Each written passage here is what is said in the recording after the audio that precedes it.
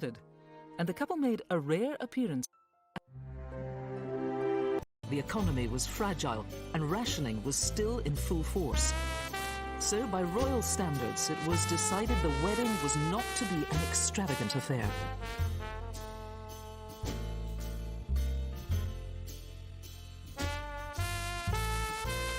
The streets of London were packed with excited crowds.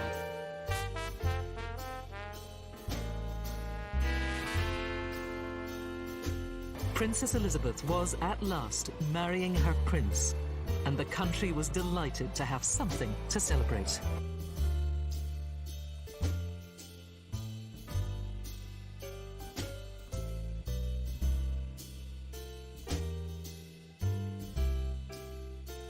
It was the largest gathering of royalty anyone could remember. The only sadness for Philip must have been that his own sisters were not amongst the 2,500 strong congregation. They were married to German aristocrats, and the war was still fresh in people's minds.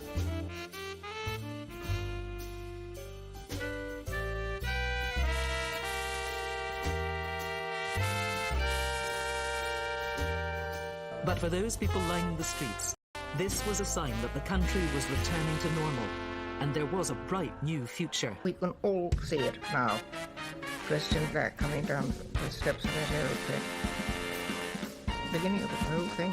Their life had changed. And his.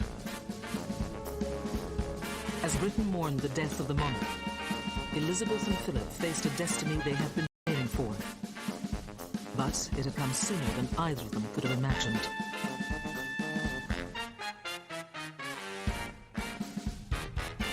Tragic in somber black, the ladies of his house follow. The Queen Mother, and Princess Margaret, together in their grief. A young queen takes over the burden of monarchy. To the Queen Mother, in this hour of sorrow goes the deep sympathy of all who honor the man now at rest in the chapel of St. George at Windsor. Elizabeth Alexandra Mary is now, by the death of our late Queen of this realm, God save the Queen.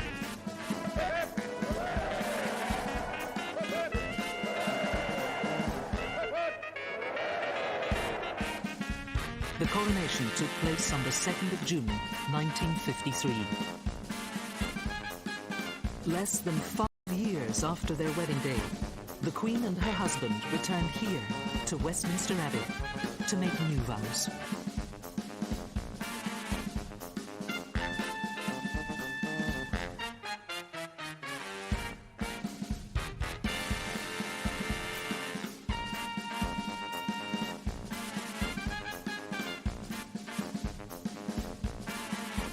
This historic moment, and thanks to Prince Philip, whose idea it was for the event to be televised, around 20 million people watched from home.